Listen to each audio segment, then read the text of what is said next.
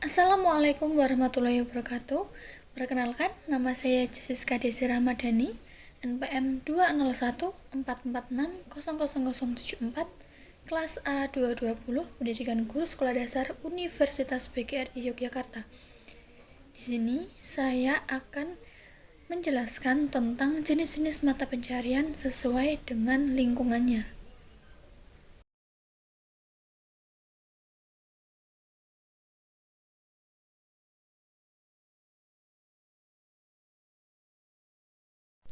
Selamat pagi anak-anak. Assalamualaikum warahmatullahi wabarakatuh.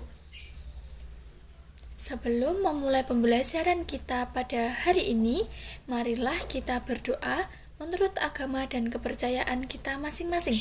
Berdoa mulai.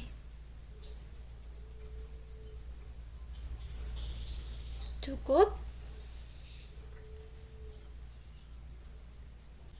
Apa kabar hari ini anak-anak?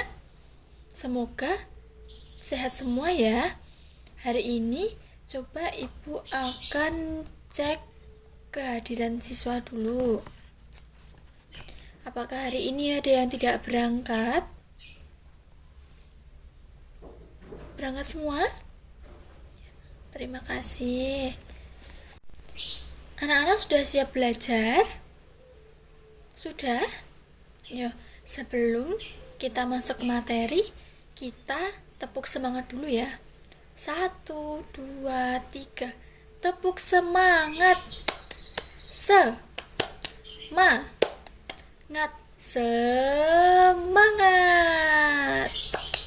Terima kasih. Hari ini kita akan belajar tentang jenis mata pencarian penduduk berdasarkan tempat tinggalnya. Coba sekarang ibu mau tanya, apa saja pekerjaan penduduk di daerah tempat tinggal teman-teman? Ada yang mau menjawab? Petani. Terus, guru. Satu lagi? Ada? Oh, pedagang. Ya, itu adalah beberapa contoh mata pencarian penduduk. Terima kasih teman-teman sudah menjawab. Sekarang coba ibu akan jelaskan mengenai materi tersebut ya.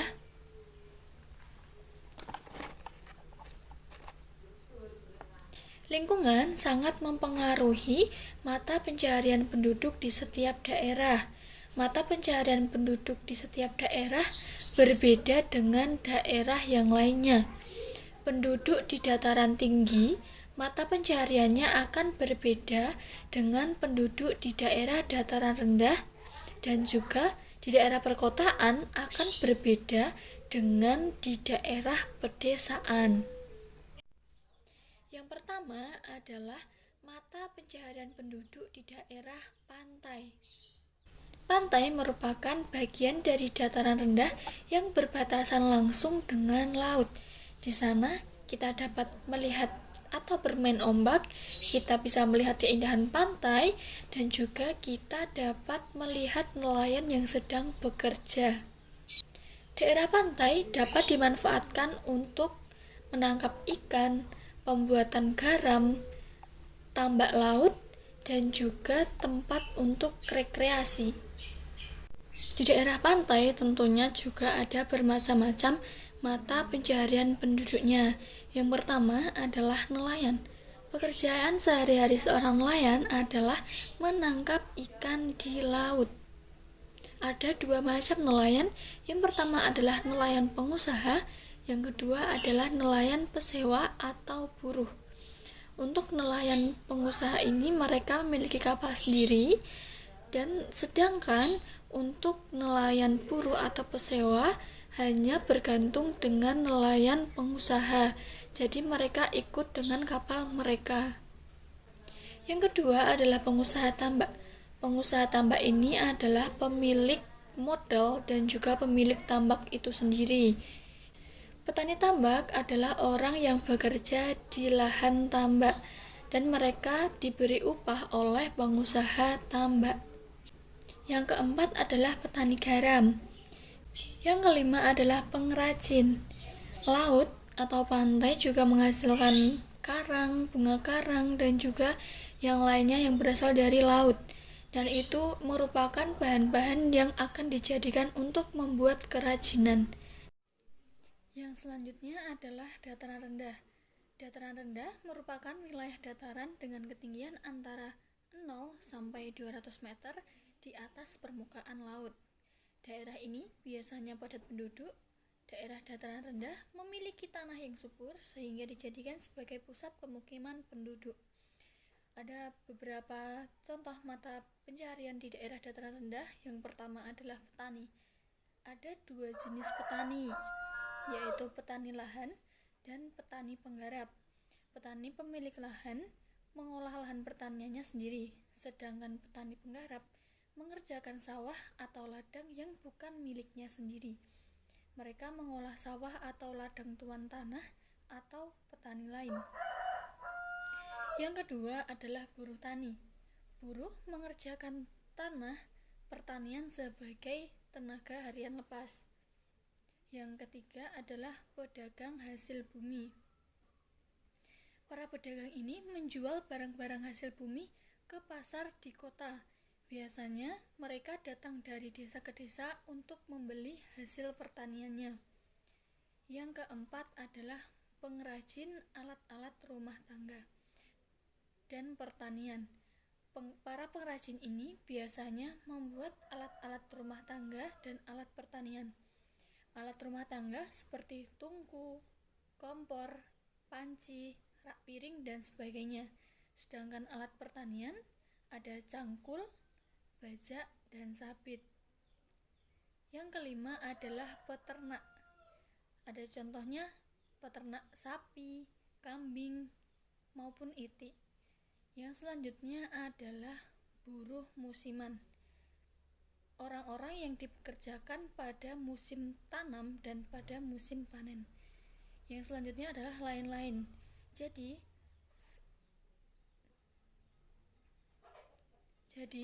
selain dari mata pencaharian yang sudah saya sebutkan, para penduduk di daerah dataran rendah juga ada yang sebagai pedagang, pegawai, karyawan, dan pekerja jasa. Yang selanjutnya adalah dataran tinggi. Dataran tinggi merupakan wilayah dataran yang terletak pada ketinggian lebih dari 700 meter di atas permukaan laut. Daerah dataran tinggi memiliki suhu udara yang sejuk dan pemandangan yang alam yang sangat indah, sehingga sering dimanfaatkan sebagai tujuan wisata. Adapun beberapa mata pencaharian di daerah dataran tinggi. Yang pertama adalah peternak. Daerah dataran tinggi memiliki iklim yang cukup dingin. Kondisi ini demikian cocok untuk memelihara ternak. Contohnya, sapi perah, kambing, kelinci, ayam pedaging, dan ayam petelur. Yang kedua adalah petani. Banyak penduduk di daerah dataran tinggi yang menjadi petani. Namun, jenis tanamannya biasanya berbeda dengan daerah di dataran rendah. Petani di daerah dataran tinggi biasanya menanam palawija, sayur mayur, dan juga bunga. Selain itu, ada petani perkebunan, teh, kopi, dan cengkeh.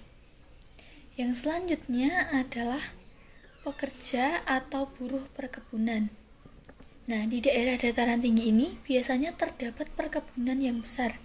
Banyak perkebunan di daerah dataran tinggi bekerja sebagai buruh perkebunan, misalnya buruh perkebunan kopi, teh, dan juga cengkeh. Yang selanjutnya adalah pekerja pertukangan. Pekerja pertukangan adalah orang-orang yang bekerja membuat rumah. Ada dua macam tukang, yaitu tukang batu, dan juga tukang kayu. Tukang batu antara lain membuat tembok, fondasi, dan juga memasang tegel. Sedangkan tukang kayu yaitu membuat pintu, jendela, kerangka atap, dan juga membuat perabotan. Yang terakhir adalah pedagang. Nah, di daerah dataran tinggi ini, para pedagang membeli hasil dari daerah di dataran tinggi seperti sayur-sayuran, buah-buahan, kopi, cengkeh, dan pala. Selain itu, pedagang juga menyediakan beras dan barang-barang kebutuhan yang tidak dihasilkan di daerah dataran tinggi. Yang selanjutnya adalah mata pencaharian masyarakat kota. Kota adalah pusat pemerintahan dan perdagangan atau kegiatan ekonomi. Penduduk kota biasanya lebih padat daripada penduduk di desa. Penduduk kota pada umumnya bersifat campuran antara penduduk asli dan warga pendatang, bahkan juga dengan warga negara asing. Adapun beberapa mata pencaharian di daerah masyarakat kota, yang pertama adalah pekerja jasa. Pekerja jasa adalah orang-orang yang memberikan pelayanan sesuai dengan keahlian yang dimilikinya. Contoh, dokter, sopir, guru, penjahit, pegawai salon, konsultan, maupun pengacara. Yang selanjutnya adalah karyawan swasta. Jumlah golongan ini sangat besar di daerah perkotaan. Mereka bekerja pada kantor-kantor swasta atau instansi yang bukan milik pemerintah. Para karyawannya ini mendapatkan penghasilan tetap setiap bulannya dengan beberapa jaminan sosial yang lainnya. Contohnya adalah karyawan bank swasta dan karyawan perusahaan asing. Yang ketiga adalah wira swasta. Wira swasta adalah golongan penduduk yang memiliki tekad kuat, jujur, dan bekerja keras. Contohnya, orang yang membuka bengkel, orang yang membuka toko, dan lain-lain. Yang selanjutnya adalah pedagang. Nah, di daerah masyarakat kota juga ada pedagang. Para pedagang ini yang ada di wilayah perkotaan di antara lain pedagang grosir atau agen besar, pedagang agen, pedagang ecer atau distributor, pedagang kaki lima, dan pedagang asongan atau keliling. Yang selanjutnya adalah buruh atau tenaga harian lepas. Di kota-kota besar, banyak sekali pabrik. Banyak penduduk kota yang menjadi buruh pabrik. Misalnya, buruh pabrik sepatu, buruh pabrik suku cadang kendaraan, pabrik minuman, dan lain-lain. Selain itu, ada juga yang menjadi buruh harian lepas. Mereka diberi upah berdasarkan tenaga yang telah digunakan.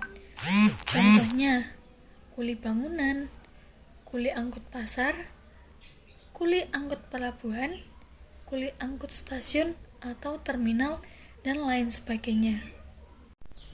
Sebelum kita mengakhiri pembelajaran pada hari ini, kita simpulkan materi pembelajaran yang sudah kita pelajari. Jadi, mata pencaharian penduduk itu setiap daerahnya berbeda sesuai dengan kondisi dan sumber daya alam di sekitarnya.